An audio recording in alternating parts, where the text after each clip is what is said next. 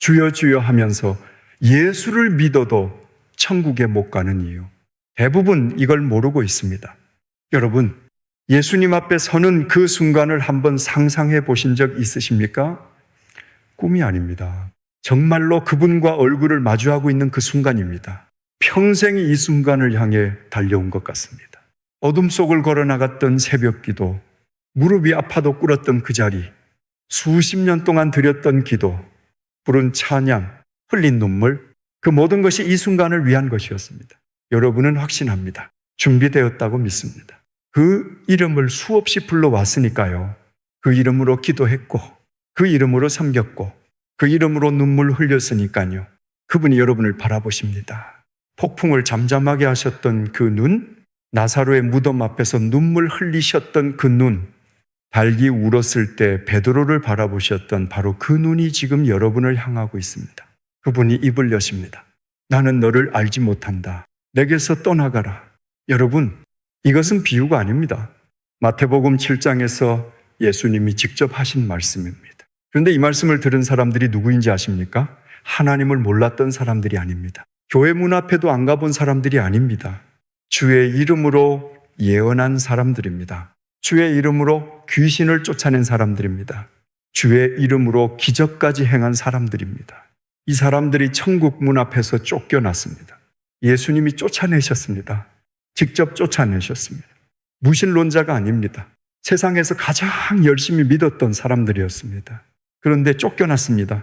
여러분, 혹시 주일 예배가 끝나고 집에 가는 길에 이런 생각이 올라온 적 있으십니까? 이렇게 오래 믿었는데 왜 마음이 이렇게 텅 빈 걸까? 하나님이 정말 나를 보고 계신 걸까? 입 밖에는 내지 못합니다. 이런 생각을 하는 것 자체가 죄인 것 같으니까요. 제가 아는 한 권사님도 그 자리에 계셨습니다. 이분은 새벽 기도 시간마다 제일 먼저 교회 문을 여시는 분이셨습니다. 비가 와도 무릎이 아파도 그 자리를 빠지신 적이 없었습니다. 어느 날 예배 후에 조용히 저를 찾아오셨습니다. 한참을 말씀을 못 하셨습니다. 찬송가 책을 만지작거리고 계셨습니다. 이분의 찬송가 책은 표지가 달아서 제목이 보이지 않았습니다. 모서리는 둥글게 달아 있었고 어떤 페이지는 눈물 자국으로 글씨가 번져 있었습니다. 그 책을 쥔 손이 떨리고 있었습니다. 겨우 한마디를 꺼내셨습니다. 목사님, 저는 하나님이 저를 아시는 건지 모르겠어요. 눈물이 고이셨는데 흘리지는 않으셨습니다. 여러분, 이 권사님만의 이야기일까요? 예수님이 나는 너를 알지 못한다 하셨을 때 이 안다는 도대체 무슨 뜻이었을까요? 단순히 아느냐 모르느냐의 문제가 아니었습니다. 이 단어 하나가 천국에 들어가는 사람과 쫓겨나는 사람을 갈랐습니다. 오늘 그 말씀을 하나씩 열어보겠습니다. 예수님이 안다고 하시는 사람과 모른다고 하시는 사람은 무엇이 달랐는지, 그 차이를 알면 여러분의 기도가 달라지고 오늘 하루를 사는 방식이 달라질 것입니다. 혹시 지금 그 권사님처럼 마음 한쪽에 물음표를 품고 계신 분 계십니까? 하나님이 나를 아시는 걸까? 그 질문을 안고 계신 분이라면 댓글에 아멘으로 고백해 주세요. 준비되셨습니까? 이제 시작하겠습니다. 첫 번째, 주여라는 말의 진짜 무게. 그 사람들이 부른 주여라는 말, 이 한마디가 얼마나 무거운 말인지 아십니까? 우리는 이 말을 참 쉽게 씁니다. 기도할 때 주여하고 시작하고 찬양할 때 주님하고 부릅니다. 너무 익숙해서 이 말의 무게를 한 번도 느껴본 적이 없습니다. 그런데 마태복음 7장 21절을 다시 보겠습니다. 나더러 주여 주여 하는 자마다 다 천국에 들어갈 것이 아니요 다만 하늘에 계신 내 아버지의 뜻대로 행하는 자라야 들어가리라. 여기서 주여라고 번역된 이 단어, 헬라어로 퀴리오스입니다. 여러분, 이 단어가 당시에 어디서 쓰였는지 아십니까? 로마 제국에서 이 단어는 황제에게 바치는 호칭이었습니다. 카이사르는 퀴리오스다. 황제가 곧 주인이다. 로마 시민이라면 누구나 이 고백을 해야 했습니다. 거부하면 반역이었습니다. 1세기 로마 거리입니다. 한 남자가 걸어가고 있습니다. 손에 떡이 들려 있습니다. 집에서 기다리는 가족에게 가져가는 길이었습니다. 로마 군인이 가로막습니다. 카이사르가 퀴리오스다. 고백하라. 이 남자의 입술이 떨립니다. 이 한마디만 하면 집에 갈 수 있습니다. 아내와 아이들이 기다리고 있습니다. 가이사르가 키리오스다. 이 한마디면 됩니다. 그런데 이 남자가 고개를 듭니다. 군인의 눈을 바라봅니다. 예수가 키리오스입니다. 집에 돌아가지 못했습니다. 여러분, 예수는 주다. 초대교회가 이 고백을 했을 때 이것은 예배 시간에 편하게 부르는 찬양이 아니었습니다. 가이사르가 아니라 예수님이 나의 왕이다. 이것은 목숨을 건 선언이었습니다. 키리오스라고 부르는 순간 삶의 주인이 바뀌는 겁니다. 내 시간의 주인, 내 돈의 주인, 내 결정의 주인이 나에서 그분으로 바뀌는 겁니다. 초대교회 그리스도인들은 이 무게를 알고 있었습니다. 그래서 목숨을 걸 수 있었던 겁니다. 그런데 마태복음 7장의 그 사람들을 다시 보십시오. 이 사람들도 퀴리오스라고 불렀습니다. 주여, 주여, 한 번도 아니고 두 번이나 불렀습니다. 그런데 예수님은 뭐라고 하셨습니까? 나는 너희를 알지 못한다. 왜요? 주여라고 부르기는 했지만 삶의 주인이 바뀌지는 않았기 때문입니다. 입으로는 당신이 나의 왕입니다. 했지만 결정적인 순간에는 자기 생각이 왕이었던 겁니다. 예배 시간에는 주님이 주인이십니다. 고백했지만 교회 문을 나서면 내 체면이, 내 걱정이, 내 계획이 주인 노릇을 하고 있었던 겁니다. 초대교회 그리스도인이 퀴리오스라고 고백했을 때 그것은 삶 전체가 바뀌는 선언이었습니다. 마태복음 7장에 그 사람들이 퀴리오스라고 불렀을 때 그것은 입에서만 머무른 소리였습니다. 같은 단어입니다. 같은 발음입니다. 그런데 무게가 완전히 달랐습니다. 여러분, 우리는 어떻습니까? 한번 떠올려 보십시오. 가장 최근에 마음이 요동쳤던 순간을요. 자녀 문제로 밤잠을 못 이루셨을 때, 걱정이 밀려왔을 때 기도하려고 눈을 감았는데 기도보다 걱정이 먼저 쏟아져 나왔을 때 그 순간 내 삶의 주인이 누구였습니까? 주님이었습니까? 아니면 내 불안이었습니까? 틀렸다는 것이 아닙니다. 우리 모두 그렇습니다. 다만 한 가지는 분명히 알아야 합니다. 주여라고 부르는 것 자체가 믿음의 증거가 아니었다는 것입니다. 그 주여가 삶의 주인을 바꾸는 고백이었느냐? 입에만 머무른 소리였느냐? 예수님은 바로 그 차이를 보고 계셨던 겁니다. 오늘 주님이라고 부르실 때 한 번만 멈춰보시겠습니까? 기도를 시작하시기 전에 이 질문 하나만 마음에 품어보시는 겁니다. 지금 내 삶의 진짜 주인은 누구인가? 이 질문이 떠오르는 것 자체가 여러분의 주여가 달라지기 시작하는 순간입니다. 함께 기도하시겠습니까? 하나님 아버지, 주여라는 이 한마디의 무게를 오늘 처음 느끼게 됩니다. 초대교회 그리스도인들은 이 한마디에 목숨을 걸었는데 우리는 이 말을 너무 가볍게 불러왔습니다. 입으로만 주님을 부르면서 정작 삶의 주인은 내 걱정, 내 체면, 내 계획이었던 적이 있었습니다. 오늘 이 자리에서 고백합니다. 주님이 진짜 주인이 되어 주시옵소서. 내 입술의 주여가 내 삶의 주여가 되게 하여 주시옵소서. 예수님의 이름으로 기도합니다. 아멘. 그런데 여러분, 예수님이 나는 너희를 알지 못한다 하셨을 때 이 안다는 말, 우리가 생각하는 그 뜻이 아니었습니다.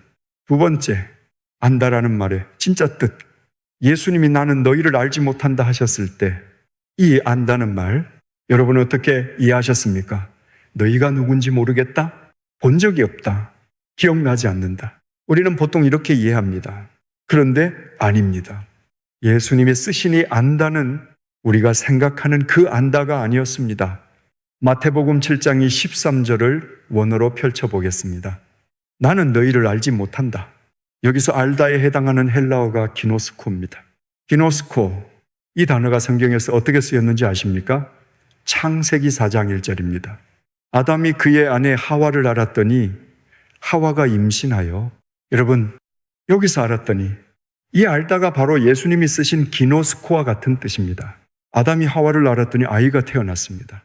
이것은 정보를 안 것이 아닙니다. 이름을 안 것도 아닙니다. 얼굴을 안 것도 아닙니다. 부부 사이에서만 나눌 수 있는 가장 깊은 친밀함, 두 사람이 하나가 되는 그 자리, 그것을 성경은 알았다고 표현한 겁니다. 여러분, 이게 기노스코입니다. 잠깐 멈추겠습니다. 이 사실을 한번 느껴보시겠습니까? 하나님이 우리에게 원하시는 관계가 이것입니다. 정보를 아는 관계가 아닙니다. 이름을 아는 관계가 아닙니다. 부부가 서로를 아는 것처럼 숨김없이 전부를 내어놓는 관계, 하나님이 우리와 맺고 싶어 하시는 관계가 바로 이 깊이였던 겁니다. 우리가 하나님을 아는 것만이 아닙니다. 하나님도 우리를 이렇게 알고 싶어 하십니다. 우리의 겉모습이 아니라 우리의 진짜 속마음을, 우리의 잘 정리된 기도가 아니라 우리의 진짜 눈물을. 그런데 마태복음 7장에 그 사람들에게는 이것이 없었습니다. 다시 보십시오. 이 사람들은 예수님의 이름을 알았습니다. 예수님이 누구신지 알았습니다. 예수님의 이름으로 예언까지 했습니다. 귀신을 쫓아내고 기적까지 행했습니다. 정보는 완벽했습니다. 활동도 완벽했습니다. 그런데 예수님은 기노스코 하지 못한다 하셨습니다. 기노스코는 정보가 아니라 관계였습니다. 이 사람들에게는 정보와 활동은 있었는데 관계가 없었던 겁니다. 여러분, 이것이 무섭습니다. 성경을 많이 아는 것이 기노스코가 아니었습니다. 교회에서 많은 일을 하는 것이 기노스코가 아니었습니다. 기도를 오래 하는 것도, 봉사를 많이 하는 것도 그 자체로는 기노스코가 아니었습니다. 아담이 하와 앞에서 그랬던 것처럼 숨기는 것 없이 있는 그대로 한 사람 앞에 서는 것, 그것이 기노스코였습니다. 여러분, 우리는 하나님 앞에서 어떻습니까? 대표 기도를 부탁받으면 문장을 다듬습니다. 멋진 표현을 고릅니다. 남에게 들려줘도 괜찮은 기도를 준비합니다. 그런데 정작 혼자 있을 때, 새벽에 눈이 떠져서 아무도 없는 어둠 속에서 하나님 앞에 홀로 앉았을 때, 그때 이 한마디가 안 나옵니다. 하나님, 저 요즘 너무 힘들어요. 믿음이 있는 건지 없는 건지도 모르겠어요. 이런 기도는 자격이 없는 것 같으니까요. 이렇게 말씀드리면 하나님이 실망하실 것 같으니까요. 그래서 삼킵니다. 매일 삼킵니다. 교회에서는 웃으면서, 집에 와서는 혼자 삼킵니다. 여러분, 하나님은 여러분의 그 삼킨 말을 다 알고 계십니다. 입 밖으로 나오지 못한 그 기도를, 마음속에서 삼켜버린 그 눈물을 한 번도 놓치신 적이 없습니다. 그리고 하나님이 기다리시는 것은 여러분의 완벽한 기도가 아닙니다. 바로 그 삼킨 말입니다. 그 말이 입 밖으로 나오는 순간 기노스코의 문이 열리는 겁니다.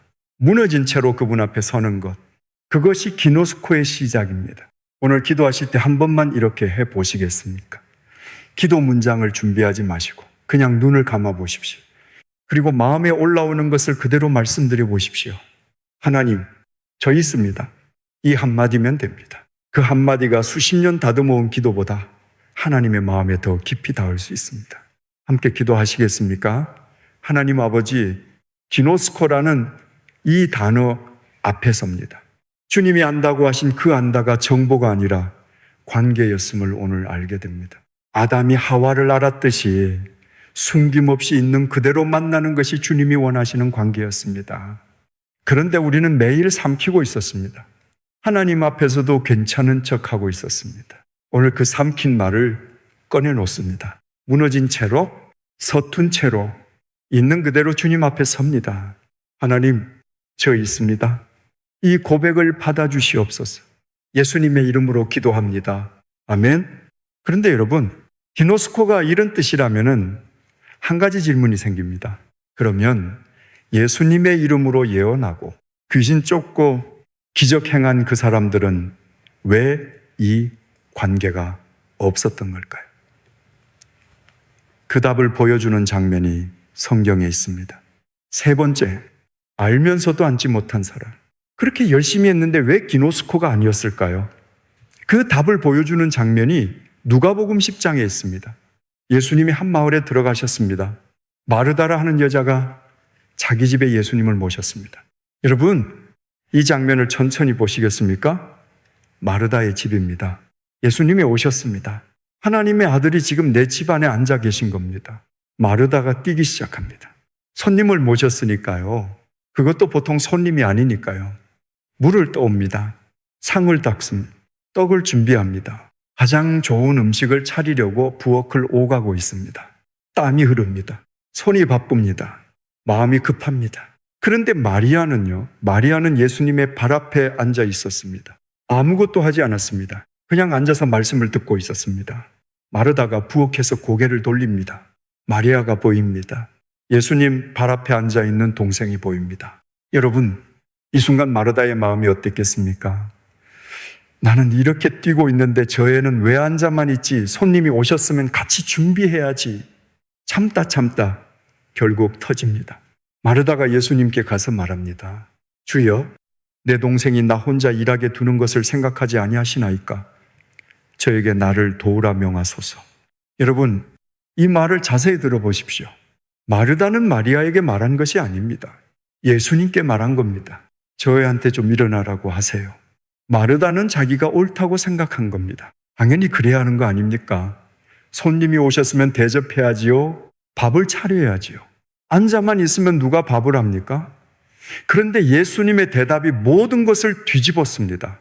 마르다야, 마르다야, 이름을 2번 부르셨습니다. 성경에서 하나님이 이름을 2번 부르신 것은 정말 중요한 순간뿐이었습니다. 마르다야, 마르다야, 네가 많은 일로 염려하고 근심하나 몇 가지만 하든지 혹 한 가지만이라도 족하니라. 마리아는 이 좋은 편을 택하였으니 빼앗기지 아니하리라. 여러분, 마르다가 한 일이 나쁜 일이었습니까? 아닙니다. 좋은 일이었습니다. 대접하는 것, 섬기는 것, 준비하는 것, 다 좋은 일이었습니다. 그런데 예수님은 그 좋은 일보다 더 좋은 것이 있다고 하셨습니다.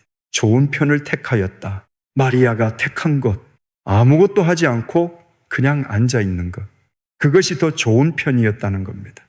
여러분, 여기서 기노스코와 연결되는 지점이 보입니다.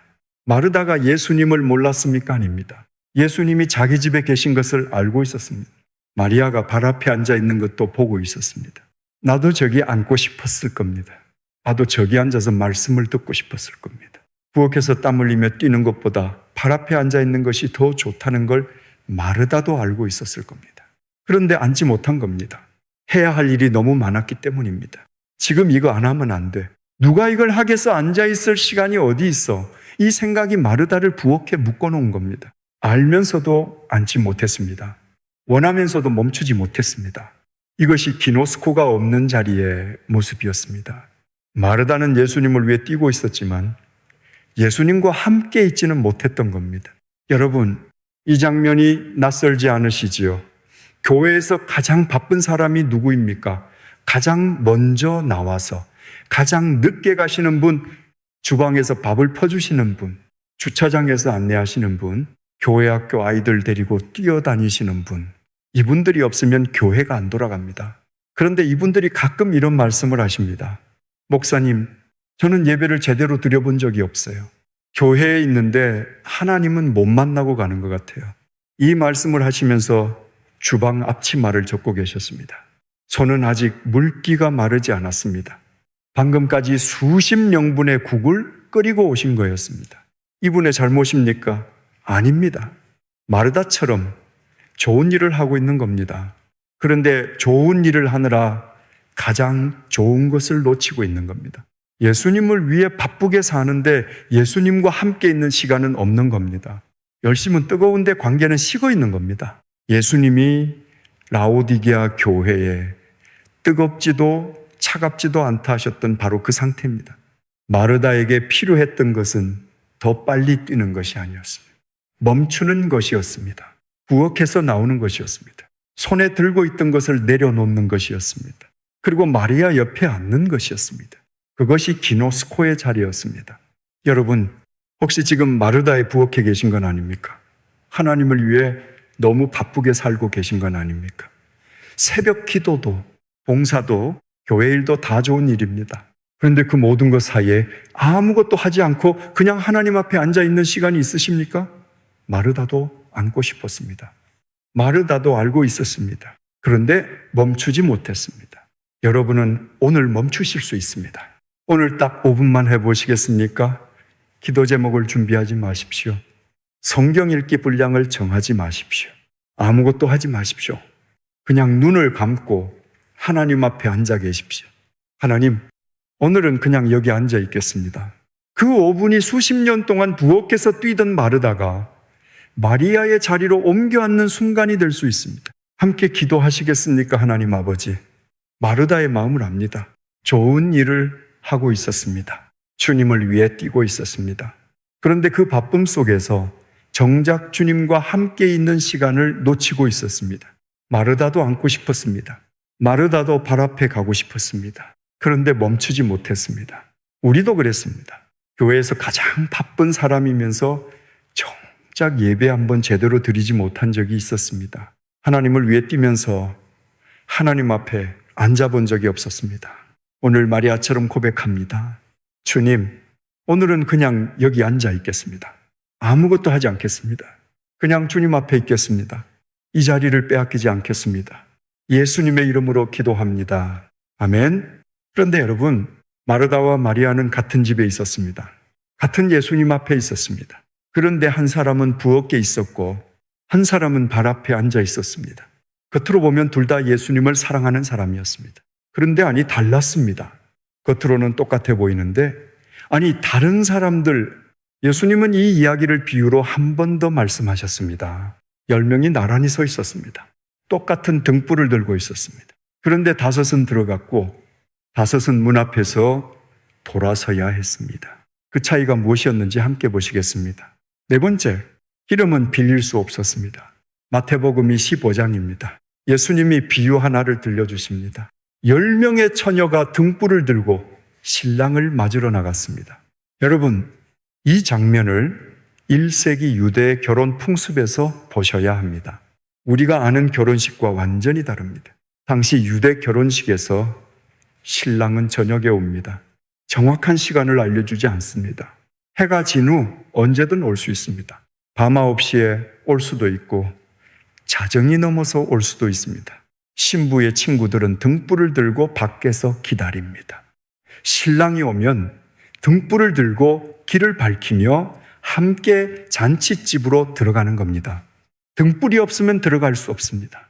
어둠 속에서 등불은 곧 자격이었습니다. 여기서 등불 이야기를 하나 해야 합니다.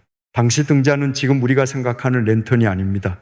손바닥만한 작은 토기 접시에 올리브 기름을 담고 심지를 꽂아 불을 붙이는 겁니다. 기름이 적으면 서너 시간밖에 못 갑니다. 심지가 기름을 다 빨아들이면 불꽃이 점점 약해지다가 깜빡거리다가 꺼집니다. 한번 꺼지면 끝입니다. 깜깜한 밤, 기름 없이는 다시 불을 켤 수가 없습니다. 그래서 지혜로운 사람은 등잔 외에 여분의 기름을 그릇에 따로 담아가지고 갑니다. 등잔에 기름이 떨어지면 그릇에서 부어놓고 다시 불을 살리는 겁니다. 이것을 알고 비유를 다시 보면 완전히 다르게 익힙니다. 10명이 나란히 서 있습니다. 밤입니다. 별빛 아래 10개의 등불이 줄지어 타오르고 있습니다. 겉으로 봐서는 구별할 수 없습니다. 10명 다 같은 옷을 입고 있습니다. 10명 다 같은 등불을 들고 있습니다. 10명 다 같은 자리에 서서 같은 신랑을 기다리고 있습니다. 차이가 보이지 않습니다. 옆에 서 있는 사람이 기름을 가져왔는지 안 가져왔는지 아무도 모릅니다. 본인도 별로 신경 쓰지 않습니다. 지금은 등불이 타고 있으니까요. 시간이 흐릅니다. 신랑이 오지 않습니다. 밤이 깊어집니다. 하나둘 졸기 시작합니다. 결국 10명 모두 잠이 들었습니다. 그때입니다. 밤중에 소리가 납니다. 신랑이 오는도다. 맞으러 나오라. 10명이 벌떡 일어납니다. 등불을 확인합니다. 5명의 등불은 불꽃이 살아있습니다. 여분의 기름을 부어 넣으니 불이 다시 활활 타오릅니다. 나머지 5명이 등불을 들어봅니다. 심지가 깜빡거리고 있습니다. 기름이 거의 다 된 겁니다. 손이 떨립니다. 급하게 옆 사람에게 말합니다. 기름을 좀 나눠줘. 여러분, 이 순간을 잘 보십시오. 이 5명은 게으른 사람이 아니었습니다.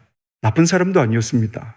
같은 자리에 있었고 같은 등불을 들었고 같은 신랑을 기다렸습니다. 다만 한 가지, 여분의 기름을 준비하지 않았을 뿐입니다. 그런데 지혜로운 5명이 대답합니다. 안 됩니다. 나눠주면 우리도 부족합니다. 가서 사오십시오. 여러분, 이 대답이 냉정하게 느껴지십니까? 그런데 이것이 기름의 본질입니다. 기름은 나눠줄 수 없는 것이었습니다. 떡은 나눠줄 수 있습니다. 물도 나눠줄 수 있습니다. 옷도 빌려줄 수 있습니다. 그런데 등불의 기름은 나눠주는 순간 주는 사람의 불도 꺼집니다. 기름은 각자가 자기 것을 준비해야 하는 것이었습니다. 5명이 기름을 사러 갑니다. 깜깜한 밤 뛰어갑니다. 그 사이에 신랑이 도착합니다. 준비된 5명이 등불을 들고 신랑과 함께 잔치집으로 들어갑니다. 문이 닫힙니다. 뒤늦게 5명이 돌아옵니다. 기름을 사왔습니다. 등불도 다시 켰습니다. 문을 두드립니다. 주여, 주여, 열어주소서.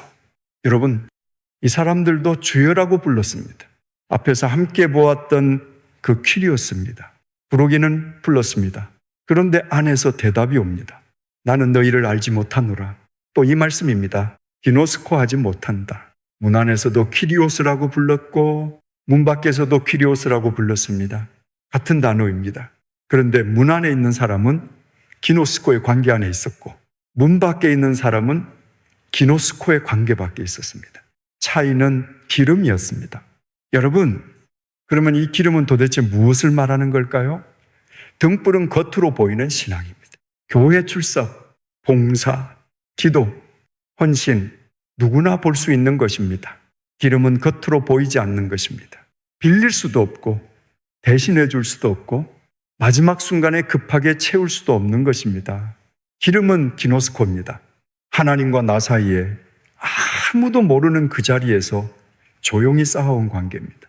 새벽에 아무도 없는 어둠 속에서 드린 기도, 아무도 모르게 흘린 눈물, 말씀 한 구절 앞에서 멈추어서 하나님의 음성을 기다린 시간. 아무도 알아주지 않지만 하나님만 아시는 그 자리, 그것이 기름이었습니다. 이 기름은 다른 사람의 기도를 듣는다고 채워지지 않습니다. 다른 사람의 믿음을 보고 감탄한다고 생기지 않습니다. 설교를 많이 듣는다고 저절로 차오르지 않습니다. 각자가 자기 자리에서 하나님 앞에 혼자 서는 시간 안에서만 채워지는 겁니다. 여러분, 혹시 이런 적 있으십니까? 목사님 설교를 들을 때는 은혜가 넘칩니다. 기도 모임에서 합심하면 마음이 뜨거워집니다. 그런데 집에 돌아오면 텅 빕니다. 혼자가 되면 아무것도 남아있지 않습니다. 여러분의 등불이 다른 사람의 기름으로 타고 있었기 때문입니다. 목사님의 기름으로, 옆에 앉은 분의 기름으로, 교회 분위기의 기름으로 타고 있었기 때문입니다. 내 기름이 아닌 겁니다. 지혜로운 5명이 달랐던 이유는 하나입니다. 자기 그릇에 자기 기름을 담아왔다는 겁니다. 빌린 기름이 아니라 자기 자리에서 채운 기름이었습니다. 오늘 여러분의 등불을 한번 들여다보시겠습니까? 지금 타고 있는 이 불꽃이 내 기름으로 타고 있는 겁니까? 아니면 다른 사람의 기름으로 겨우 유지되고 있는 겁니까? 내 기름을 채우는 방법은 거창하지 않습니다. 하루 10분이면 됩니다. 성경 한 구절을 펼쳐놓고 읽지 마시고 그냥 바라보십시오. 그리고 마음속으로 이렇게 말씀드려 보십시오. 하나님, 이 말씀이 오늘 저에게 무슨 뜻입니까? 그 10분이 여러분의 그릇에 기름 한 방울을 채우는 시간입니다. 한 방울, 한 방울, 매일 쌓이면 밤중에 소리가 나도 여러분의 등불은 꺼지지 않을 것입니다. 함께 기도하시겠습니까? 하나님 아버지, 10명이 나란히 서 있었습니다. 겉으로는 같았습니다. 같은 등불을 들었고 같은 신랑을 기다렸습니다. 그런데 안이 달랐습니다. 5은 자기 그릇에 기름을 채워왔고 5은 채우지 않았습니다. 주님, 저의 등불을 들여다보게 하여 주시옵소서. 지금 이 불꽃이 내 기름으로 타고 있는 것인지 다른 사람의 기름으로 겨우 유지되고 있는 것인지 돌아보게 하여 주시옵소서. 오늘부터 내 자리에서 내 기름을 채우겠습니다. 아무도 모르는 그 자리에서 주님과 만나는 시간을 만들겠습니다. 그 기름이 한 방울 한 방울 쌓여서 그날이 와도 제 등불이 꺼지지 않게 하여 주시옵소서. 예수님의 이름으로 기도합니다. 아멘. 그런데 여러분, 기름이 기노스코라면 기노스코의 증거는 구체적으로 무엇입니까? 하나님과 관계가 있는 사람은 없는 사람과 무엇이 다릅니까? 겉으로 봐서는 구별할 수 없다고 했습니다. 등불만 봐서는 알 수 없다고 했습니다. 그러면 그 차이는 어디서 드러나는 걸까요? 예수님이 그 답을 직접 보여주셨습니다. 양과 염소 이야기입니다. 5번째, 양도 몰랐고 염소도 몰랐습니다. 기노스코의 증거는 구체적으로 무엇입니까? 하나님과 관계가 있는 사람은 없는 사람과 무엇이 다릅니까? 예수님이 그 답을 직접 보여주셨습니다. 마태복음 25장 31절부터입니다. 그런데 여러분, 이 이야기를 들으시기 전에 한 가지만 말씀드리겠습니다. 이 비유에는 반전이 있습니다. 한 번도 아니고 두 번입니다. 그리고 그 반전이 우리가 알고 있던 믿음의 기준을 완전히 뒤집습니다. 함께 보시겠습니다. 자기 영광으로 모든 천사와 함께 올 때에 자기 영광의 보좌에 앉으리니 모든 민족을 그 앞에 모으고, 여러분, 이 장면을 천천히 그려보십시오. 예수님이 영광의 보좌에 앉아 계십니다. 모든 천사가 함께 있습니다. 그리고 모든 민족이 그 앞에 모여 있습니다. 모든 민족입니다. 한 교회가 아닙니다. 한 나라가 아닙니다. 이 땅에 살았던 모든 사람이 그 앞에 서 있는 겁니다. 예수님이 그 사람들을 나누기 시작하십니다. 목자가 양과 염소를 나누듯이 양은 오른편에, 염소는 왼편에. 여러분, 여기서 한 가지 알고 가셔야 할 것이 있습니다. 1세기 이스라엘에서 양과 염소는 같은 들판에서 함께 풀을 뜯었습니다. 낮에는 구별이 안 됩니다. 같은 풀을 먹고 같은 물을 마시고 같은 길을 걸었습니다. 그런데 저녁이 되면 목자가 나눕니다. 양은 추위에 약해서 우리 안에 넣고 염소는 바깥에 둡니다. 낮에는 함께 있다가 저녁이 되면 갈라지는 겁니다.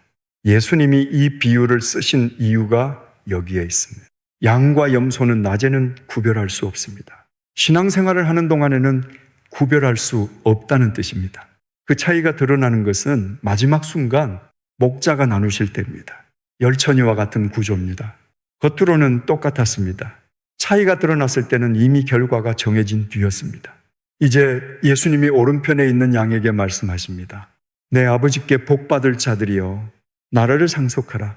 내가 배고플 때에 너희가 먹을 것을 주었고, 목마를 때에 마실 것을 주었고, 나그네 되었을 때에 영접하였고, 헐벗었을 때 옷을 입혔고, 병들었을 때 돌보았고, 옥에 갇혔을 때에 와서 보았느니라.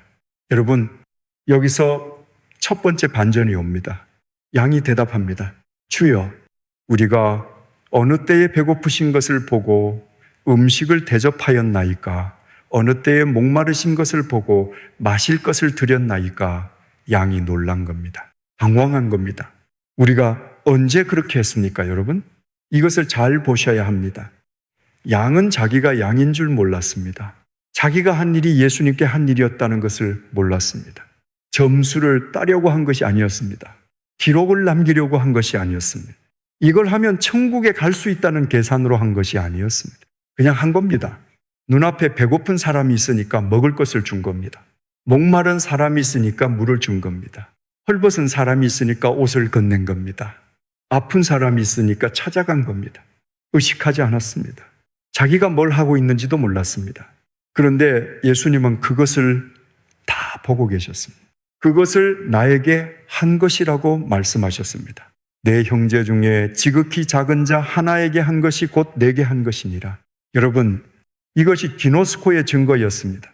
기노스코의 증거는 예언이 아니었습니다. 귀신 축사가 아니었습니다. 기적이 아니었습니다.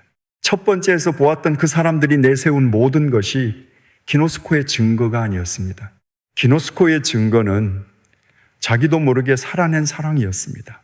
계산하지 않고 건넨 밥 한 끼, 보상을 기대하지 않고 찾아간 병실, 아무도 모르게 내민 손 하나, 그것이 기노스코의 열매였습니다. 이제 두 번째 반전입니다.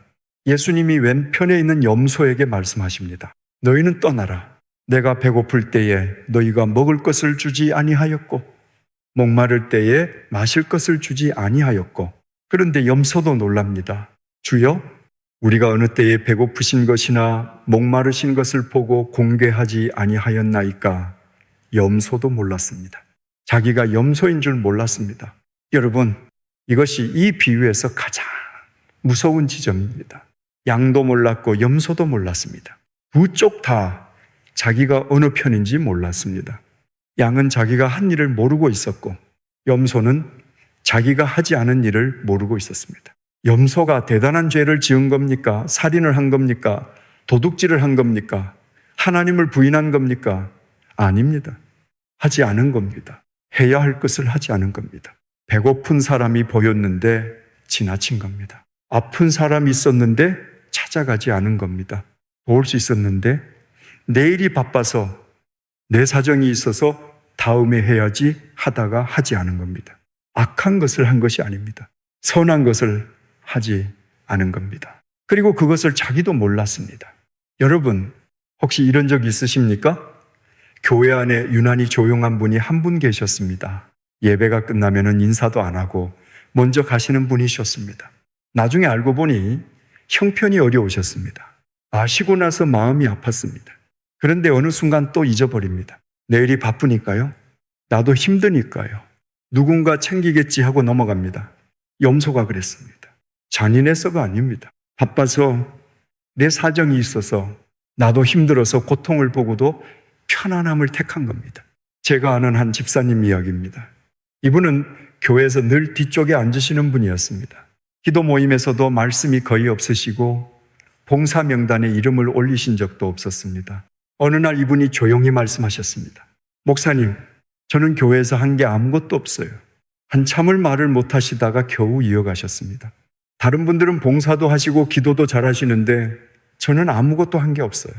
고개를 숙이고 계셨습니다. 그런데 저는 이분이 모르고 계신 것이 있었습니다.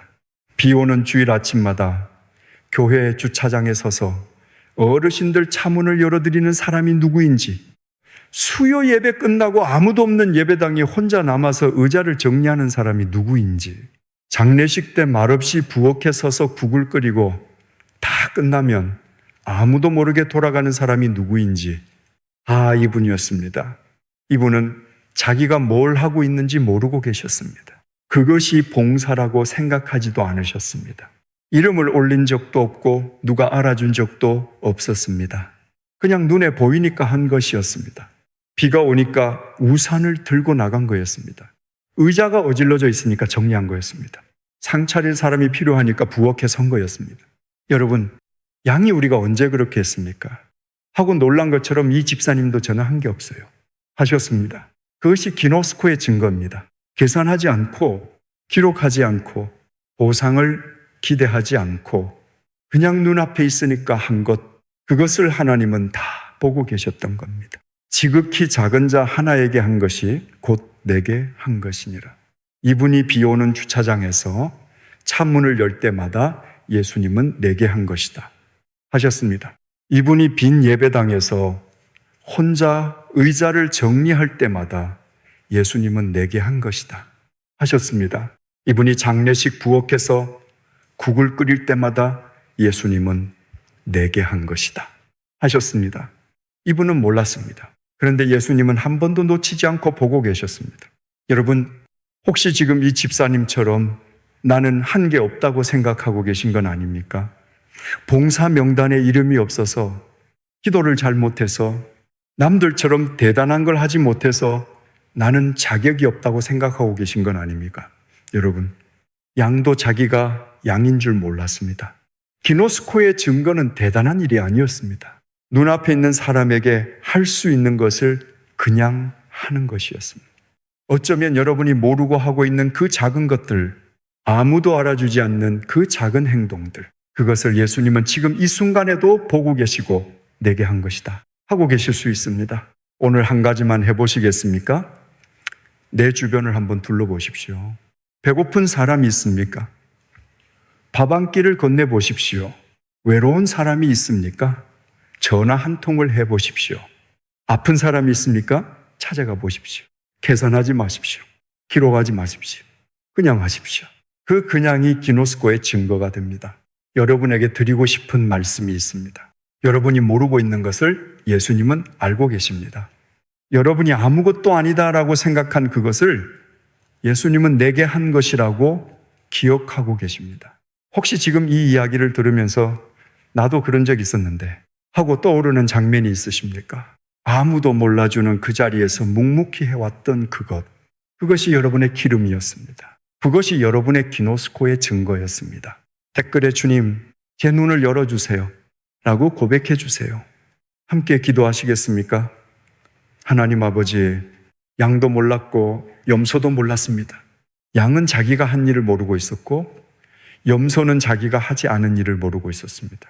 주님, 우리의 눈을 열어 주시옵소서. 내 앞에 배고픈 사람이 보이게 하여 주시옵소서. 목마른 사람이 보이게 하여 주시옵소서. 아픈 사람이 보이게 하여 주시옵소서. 그리고 지금 나는 한 게 없다고 고개 숙이고 있는 분이 계시다면 그분의 어깨를 만져 주시옵소서.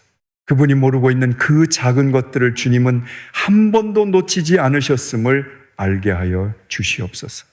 지극히 작은 자 하나에게 한 것이 곧 내게 한 것이니라. 이 말씀을 오늘 우리의 가슴에 새기게 하여 주시옵소서. 예수님의 이름으로 기도합니다. 아멘. 그런데 여러분, 양과 염소를 나누신 기준을 다시 보십시오. 예언을 했느냐가 아니었습니다. 기적을 행했느냐가 아니었습니다. 가장 완벽한 활동을 한 사람이 양이 아니었습니다. 가장 작은 것을 건넨 사람이 양이었습니다. 그러면 기도도 마찬가지 아니겠습니까? 가장 완벽한 기도가 하나님께 닿는 기도일까요? 성경에 이 질문에 대한 답이 있습니다. 가장 완벽한 기도가 거절당하고 가장 서툰 기도가 받아들여진 장면이 있습니다. 6번째, 가장 서툰 기도가 받아들여졌습니다. 가장 완벽한 기도가 거절당하고 가장 서툰 기도가 받아들여진 장면, 누가복음 18장 9절부터입니다. 예수님이 이 비유를 누구에게 하셨는지 성경이 먼저 알려줍니다. 자기를 의롭다고 믿고 다른 사람을 멸시하는 자들에게, 여러분, 이 한 줄을 기억하고 계십시오. 이 비유의 청중이 누구인지를 알아야 예수님이 왜 이 이야기를 하셨는지가 보입니다. 두 사람이 기도하러 성전에 올라갔습니다. 한 사람은 바리새인이었습니다. 다른 한 사람은 세리였습니다. 여러분, 이 두 사람이 어떤 사람인지 먼저 아셔야 합니다. 바리새인, 이 사람은 당시 유대 사회에서 가장 존경받는 사람이었습니다. 율법을 가장 잘 지키는 사람, 기도를 가장 많이 하는 사람, 11조를 빠짐없이 드리는 사람, 교회로 치면 장로님이고 권사님이고 누구나 저분처럼 믿어야 하는 사람이었습니다. 세리, 이 사람은 정반대였습니다. 로마 제국의 세금을 대신 걷어주는 사람이었습니다. 같은 유대인인데 적국의 앞잡이 노릇을 하는 겁니다. 세금을 거두면서 자기 몫을 더 뜯어내는 것으로 유명했습니다. 유대 사회에서 가장 경멸받는 사람, 죄인의 대명사, 사람들이 눈도 마주치지 않으려 했던 사람입니다. 이 두 사람이 같은 성전에 올라갔습니다. 같은 하나님 앞에 섰습니다. 바리새인이 먼저 기도합니다. 여러분, 이 기도를 한번 들어보십시오. 하나님이여, 나는 다른 사람들 곧 토색, 불에 간음을 하는 자들과 같지 아니하고 이 세리와도 같지 아니함을 감사하나이다. 나는 일에 2번씩 금식하고 또 소득의 11조를 드리나이다. 여러분, 이 기도에 거짓말이 있습니까? 없습니다. 다 사실입니다. 이 사람은 정말로 금식했습니다. 정말로 11조를 드렸습니다. 정말로 율법을 지켰습니다. 문장도 완벽합니다. 목소리도 당당합니다. 옆에서 들으면 감탄할 만한 기도입니다. 그런데 이 기도를 자세히 보십시오. 이 기도에 하나님이 안 계십니다. 하나님이로 시작했지만 그 다음부터 끝까지 주어가 나입니다. 나는 다른 사람과 같지 않다. 나는 금식한다. 나는 11조를 드린다. 하나님 앞에 서서 자기 이야기만 하고 있는 겁니다. 기도의 형식은 완벽했습니다. 그런데 기도의 방향이 하나님을 향하고 있지 않았습니다. 거울 앞에 서서 자기 모습을 감상하고 있는 겁니다. 하나님 앞에 선 것이 아니라 하나님을 관객으로 모셔놓고 자기 공연을 하고 있었던 겁니다. 이제 세리의 차례입니다. 여러분, 세리의 모습을 천천히 보시겠습니까? 세리가 성전에 들어갔습니다. 그런데 안으로 들어가지 못합니다. 멀찍이 서 있습니다. 앞에 가면 사람들 눈에 띕니다. 저 사람 세리 아니야? 수군거리는 소리가 들릴 겁니다. 눈총을 받을 겁니다. 그래서 구석에 섰습니다. 최대한 안 보이는 자리에 섰습니다. 고개를 들지 못합니다. 하늘을 쳐다볼 수가 없습니다. 하나님이 계신 그 하늘을 올려다볼 자격이 자기에게 없다고 느끼는 겁니다. 가슴을 칩니다. 주먹으로 자기 가슴을 칩니다.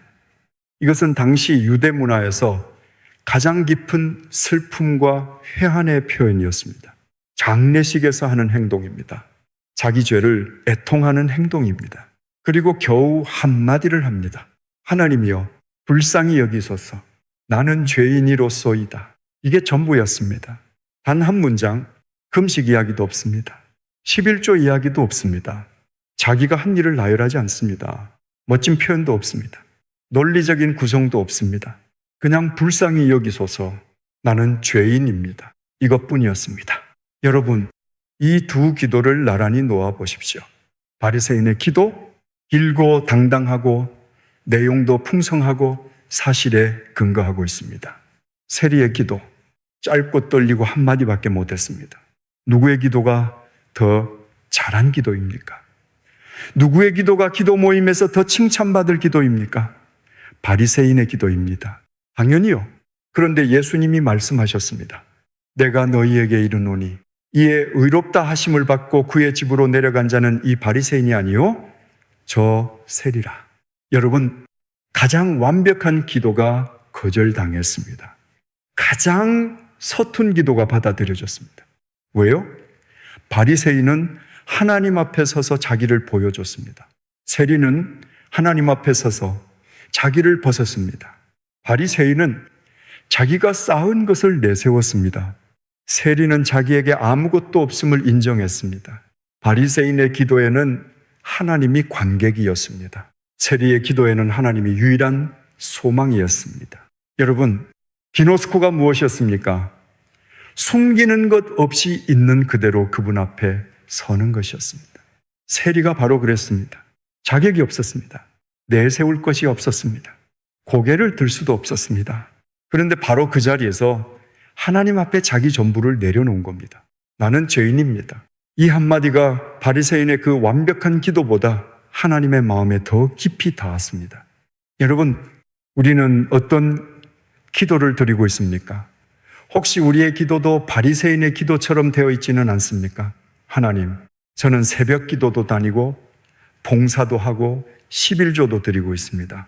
이런 기도가 나쁜 기도입니까? 아닙니다. 다만 그 기도 안에 하나님이 관객으로 앉아 계신 건 아닌지 돌아볼 필요가 있는 겁니다. 기도하는데 마음이 안 닿는 적이 있으십니까? 기도를 오래 했는데 끝나고 나면 허전한 적이 있으십니까? 내가 기도를 잘못하고 있는 건가? 이런 생각해 보신 적이 있으십니까? 어쩌면 기도가 안 닿는 이유가 기도를 못해서가 아니라 기도를 너무 잘하려고 해서일 수 있습니다. 하나님은 잘 정리된 기도를 기다리시는 분이 아닙니다. 무너진 마음을 기다리시는 분입니다. 시편 51편 17절 다윗이 이렇게 고백했습니다. 하나님이 구하시는 제사는 상한 심령이라. 하나님이여 상하고 통회하는 마음을 주께서 멸시하지 아니하시리이다. 상한 심령, 통회하는 마음 하나님이 멸시하지 않으신다고 했습니다. 다른 말로 하면 하나님이 가장 가까이 오시는 자리가 바로 그 자리라는 겁니다. 세리가 서 있던 그 구석, 고개를 들지 못하고 가슴을 치며 겨우 한마디만 한 그 자리가 하나님과 가장 가까운 자리였습니다. 바리새인은 성전 한가운데 당당히 서서 하나님과 가장 멀리 있었습니다. 세리는 구석에 웅크리고 서서 하나님과 가장 가까이 있었습니다. 오늘 기도를 시작하실 때 이렇게 해보시겠습니까? 기도 문장을 준비하지 마십시오. 그냥 세리처럼 시작해 보십시오. 하나님이여 나를 불쌍히 여기소서. 이 한 줄이면 됩니다. 이 한 줄로 시작하면 그 다음에는 말이 필요 없습니다. 눈물이 나올 수도 있습니다. 아무 말도 안 나올 수도 있습니다. 괜찮습니다. 그 침묵 안에 하나님이 계십니다. 그 눈물을 하나님이 다 받고 계십니다. 함께 기도하시겠습니까? 하나님 아버지, 바리새인의 기도가 거절당하고 세리의 기도가 받아들여졌습니다. 완벽한 기도가 아니라 무너진 기도가 주님의 마음에 닿았습니다. 주님, 우리의 기도를 돌아보게 하여 주시옵소서. 기도를 잘하려고 애쓰다가 정작 주님 앞에 진짜 마음을 숨기고 있었던 적이 있었습니다. 오늘 세리처럼 고백합니다. 하나님이여 나를 불쌍히 여기소서. 나는 죄인이로소이다. 이 한마디밖에 드릴 것이 없습니다. 다윗처럼 고백합니다. 상하고 통회하는 이 마음을 받아주시옵소서. 멸시하지 않으시는 하나님, 이 무너진 마음 그대로 주님 앞에 내려놓습니다. 예수님의 이름으로 기도합니다. 아멘. 그런데 여러분, 지금까지 함께 보았습니다. 주여라고 불렀지만 삶의 주인이 바뀌지 않은 사람들, 기노스코, 가장 깊은 친밀함이 없었던 사람들, 마르다처럼 알면서도 앉지 못한 사람들, 기름 없이 등불 만들고 있던 사람들, 양도 모르고 염소도 모르고 있던 사람들, 가장 완벽한 기도가 거절당한 사람, 알지 못한다 하신 사람들의 이야기를 계속 보았습니다. 그러면 이 이야기는 어떻게 끝납니까? 알지 못한다로 끝나는 겁니까? 아닙니다. 성경에는 알지 못한다로 끝나지 않는 이야기가 하나 있습니다. 알지 못한다가 알아보다로 바뀐 순간이 있습니다. 그 순간이 언제인지, 그 장면이 어떤 장면인지 이제 마지막 이야기를 함께 보시겠습니다. 7번째, 마음이 뜨겁지 아니하더냐. 누가복음 14장입니다. 예수님이 십자가에서 돌아가신 지 사흘째 되는 날입니다. 두 사람이 예루살렘을 떠나고 있습니다. 엠마오라는 마을을 향해 걸어가고 있습니다. 예루살렘에서 엠마오까지 약 11km 걸어서 2-3시간 걸리는 길입니다. 여러분, 이 두 사람이 왜 예루살렘을 떠나고 있는지 아십니까? 포기한 겁니다. 이 사람들은 예수님을 따르던 제자들이었습니다. 3년을 따랐습니다. 예수님이 물 위를 걸으시는 것을 보았습니다. 병자가 일어나는 것을 보았습니다. 이분이 메시아다. 이분이 이스라엘을 구원하실 분이다. 이렇게 믿었습니다. 그런데 십자가에서 죽으셨습니다. 로마 군인에게 채찍 맞으시고 못 박히시고 숨을 거두셨습니다. 모든 것이 끝났다고 생각한 겁니다. 그래서 예루살렘을 떠나는 겁니다. 돌아가는 겁니다. 예수님을 만나기 전의 삶으로, 희망이 없는 일상으로 걸으면서 이야기를 나누고 있었습니다. 성경은 이렇게 기록합니다. 서로 이야기하며 문의할 때 지난 며칠간 벌어진 일들을 서로 이야기하고 있었던 겁니다. 도대체 왜 이렇게 된 거야? 메시아라고 했잖아. 다 끝난 건가? 이 대화 안에 절망이 들어 있었습니다. 이해할 수 없는 것에 대한 분노가 들어 있었습니다. 3년을 바쳤는데 아무것도 남지 않았다는 허탈함이 들어 있었습니다. 여러분, 혹시 이 두 사람의 마음이 느껴지십니까? 믿음을 가지고 살았는데 어느 날 모든 것이 무너진 것 같은 경험, 기도에도 응답이 없고 상황은 더 나빠지고 하나님이 정말 계시는 건가? 이런 물음표가 올라왔던 적이 있으시지 않습니까? 엠마오로 가는 이 두 사람이 바로 그 자리에 있었습니다. 그때입니다. 한 사람이 다가와서 함께 걷기 시작합니다. 너희가 길 가면서 서로 주고받는 이야기가 무엇이냐? 두 사람이 멈춰섭니다. 슬픈 빛을 띠고 섭니다. 그중 하나인 글로바라 하는 사람이 대답합니다. 당신이 예루살렘에 체류하면서도 이 며칠 동안 거기서 된 일을 혼자만 모르는 겁니까, 여러분? 이 대답을 들어보십시오. 혼자만 모르느냐? 온 예루살렘이 다 아는 일을 당신만 모르고 있느냐는 겁니다. 조금 짜증이 섞인 말투입니다. 도대체 어디서 온 사람이야? 이것도 모르고. 그런데 함께 걷고 있는 이 사람이 누구인지 아십니까? 부활하신 예수님이셨습니다. 여러분, 여기서 멈추겠습니다. 이 장면을 느껴보시겠습니까? 예수님이 직접 다가오셨습니다. 그런데 두 제자는 알아보지 못했습니다. 성경은 이렇게 기록합니다. 그들의 눈이 가려져서 그인 줄 알아보지 못하거늘 눈이 가려져 있었습니다. 예수님의 바로 옆에 계신데 보지 못한 겁니다. 여러분, 이것이 엠마오 이야기의 핵심입니다. 예수님이 멀리 계신 것이 아니었습니다. 바로 옆에서 함께 걸으시고 있었습니다. 그런데 눈이 가려져 있어서 알아보지 못한 것입니다. 예수님이 물으십니다. 무슨 일이냐? 두 제자가 쏟아놓기 시작합니다. 나사렛 예수에 대해 말합니다. 행함과 말씀에 능하신 선지자였다고 말합니다. 우리의 대제사장들과 관리들이 넘겨주어 사형 선고를 받게 하고 십자가에 못 박았다고 말합니다. 그리고 이 한마디를 합니다. 우리는 이 사람이 이스라엘을 속량할 자라고 바랐노라. 여러분, 바랐노라. 과거형입니다. 바랐습니다. 지금은 아닙니다. 희망이 과거가 되어버린 겁니다. 이 한마디 안에 3년의 기대가 들어있습니다. 이 한마디 안에 모든 것을 바친 헌신이 들어있습니다. 이 한마디 안에 다 끝났다는 절망이 들어있습니다. 여러분도 이런 기도를 해보신 적 있으시지 않습니까, 하나님? 저는 이것을 바랐습니다. 기도했습니다. 믿었습니다. 기다렸습니다. 그런데 이루어지지 않았습니다. 그래서 그 소망이 과거형이 되어버린 겁니다. 바란노라. 이 네 글자가 이 두 제자의 전부였습니다. 그때 예수님이 하신 일이 있습니다. 예수님이 성경을 풀어주시기 시작하셨습니다. 모세와 모든 선지자의 글에서 시작하여 모든 성경에 쓰인 바 자기에 관한 것을 자세히 설명해 주셨습니다. 여러분, 이 장면을 보십시오. 예수님이 걸으시면서 말씀하고 계십니다. 두 제자가 걸으면서 듣고 있습니다. 11km를 걸으시면서 성경 전체를 풀어주셨습니다. 그런데 아직 눈은 열리지 않았습니다. 말씀을 듣고 있지만 옆에 계신 분이 누구인지는 아직 모릅니다. 엠마오에 다다랐습니다. 예수님이 더 가려 하시는 것 같았습니다. 두 제자가 붙잡습니다. 우리와 함께 유하사이다. 때가 저물어 가고 날이 이미 기울었나이다. 함께 머무르세요. 날이 저물었습니다. 여러분, 이 한마디가 중요합니다. 이 두 사람은 모르는 나그네를 저녁 식사에 초대한 겁니다. 날이 저물었으니 혼자 가시면 위험하니까 우리 집에서 쉬어 가시라고 한 겁니다. 이것이 무엇입니까? 다섯 번째에서 보았던 그것입니다.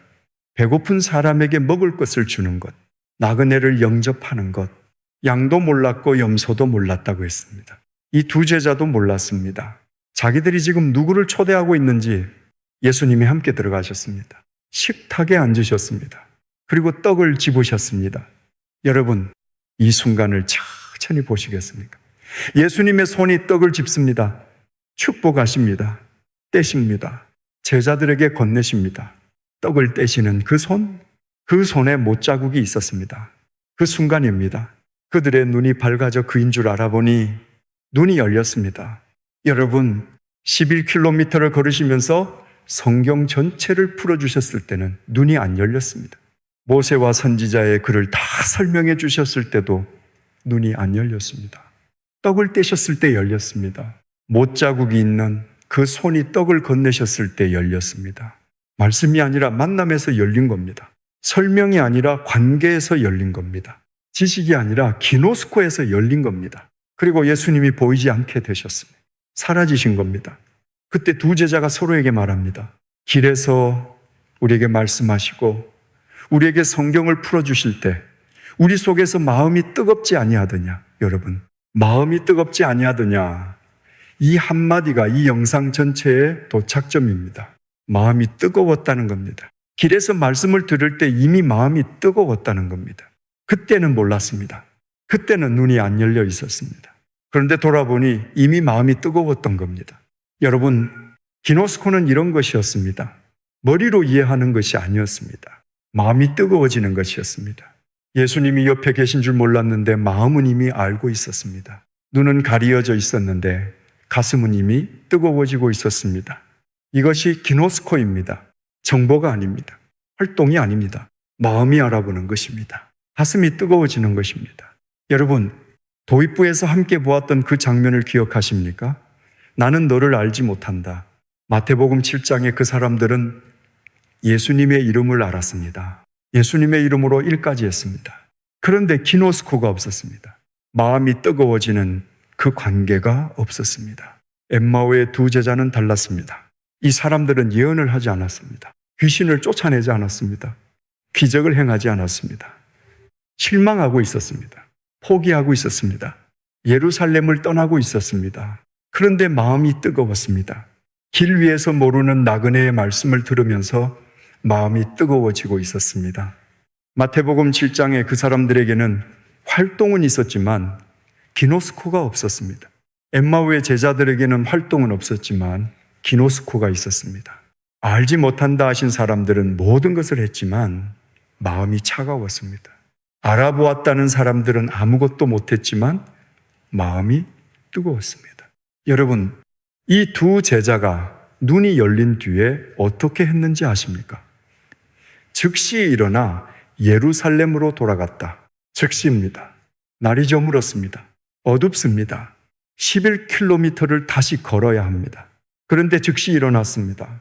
아까는 예루살렘을 떠나고 있었습니다. 포기하고 절망하고 돌아가고 있었습니다. 그런데 지금은 반대 방향으로 뛰어가고 있습니다. 방향이 바뀐 겁니다. 기노스코가 이루어지면 방향이 바뀝니다. 포기하던 사람이 일어납니다. 떠나던 사람이 돌아갑니다. 어둠 속에서도 뛰어갑니다. 마음이 뜨겁기 때문입니다. 여러분, 혹시 지금 엠마오로 가는 길 위에 계신 건 아닙니까? 포기하는 마음으로 돌아서고 계신 건 아닙니까? 다 끝났다 생각하고 계신 건 아닙니까? 그 길 위에 예수님이 함께 걸으시고 계십니다.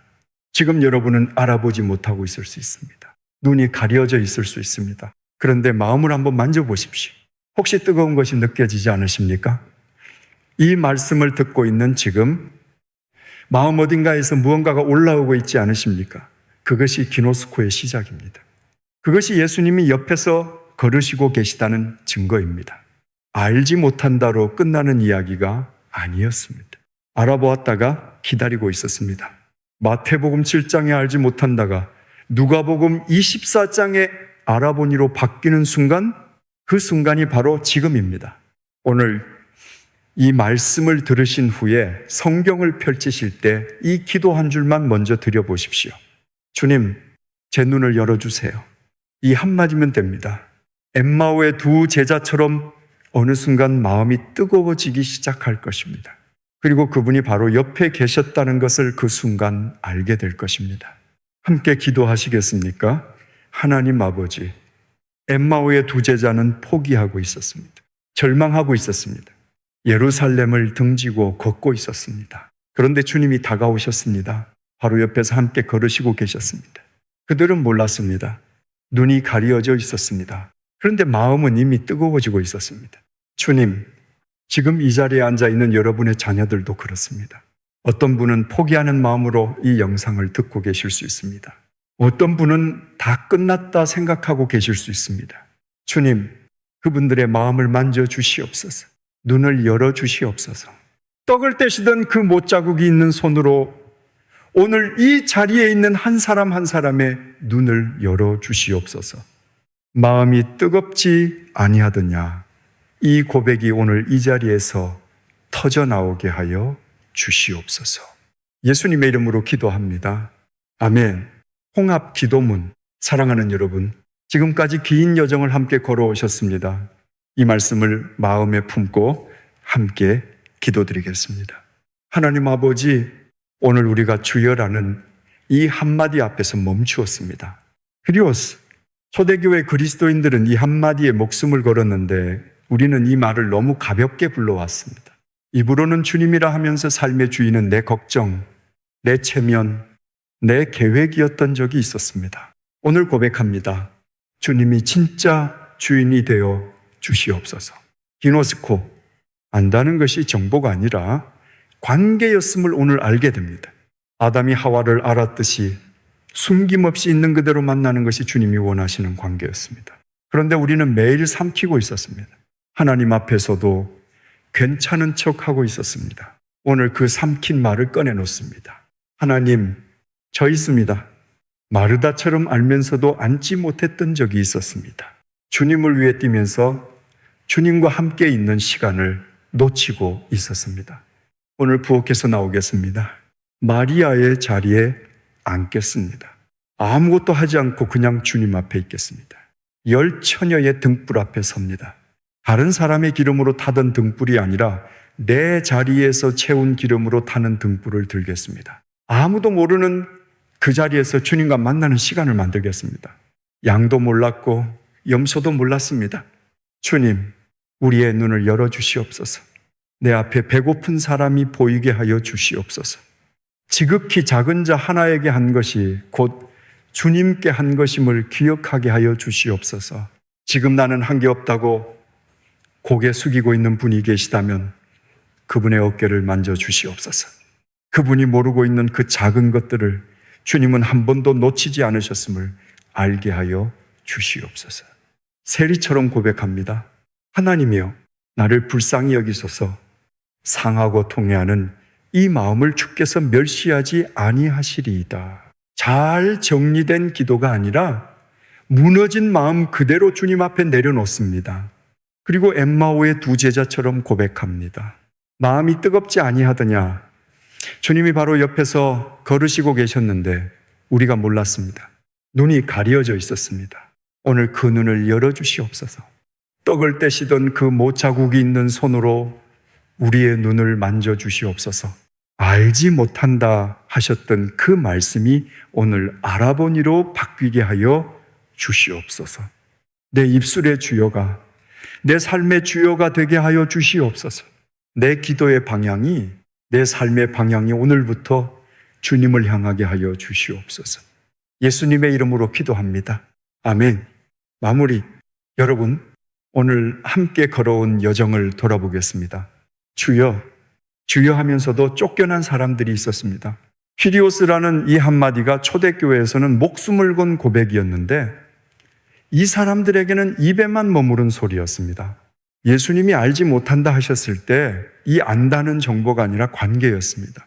기노스코, 아담이 하와를 알았듯이 숨김없이 전부를 내어놓는 가장 깊은 친밀함이었습니다. 마르다는 알면서도 앉지 못했습니다. 예수님을 위해 뛰고 있었지만 예수님과 함께 있지는 못했습니다. 열처녀의 등불은 겉으로 같았지만 안이 달랐습니다. 기름은 빌릴 수 없는 것이었습니다. 각자가 자기 자리에서 하나님 앞에 혼자 서는 시간 안에서만 채워지는 것이었습니다. 양도 몰랐고 염소도 몰랐습니다. 기노스코의 증거는 대단한 활동이 아니라 자기도 모르게 살아낸 사랑이었습니다. 가장 완벽한 기도가 거절당하고 가장 서툰 기도가 받아들여졌습니다. 하나님이 구하시는 것은 상한 심령이었습니다. 그리고 엠마오의 두 제자, 포기하고 돌아서던 그 길 위에서 예수님이 함께 걸으시고 계셨습니다. 떡을 떼시는 그 못자국 있는 손을 보는 순간 눈이 열렸습니다. 마음이 뜨겁지 아니하더냐. 여러분, 도입부에서 함께 상상했던 그 순간을 기억하십니까? 예수님 앞에 서 있습니다. 그분이 여러분을 바라보십니다. 그리고 말씀하십니다. 마태복음 7장에 그 사람들에게는 나는 너를 알지 못한다 하셨습니다. 그런데 엠마오의 두 제자에게는 다른 일이 일어났습니다. 두 제자가 그분을 알아보았습니다. 그리고 마음이 뜨거워졌습니다. 여러분은 어느 쪽에 계십니까? 알지 못한다 하신 그 자리에 머무르시겠습니까? 엠마오 제자처럼 눈이 열리는 그 자리로 나아가시겠습니까? 마태복음 7장에 그 사람들에게는 활동이 있었습니다. 그런데 기노스코가 없었습니다. 엠마오의 두 제자에게는 아무것도 없었습니다. 그런데 마음이 뜨거웠습니다.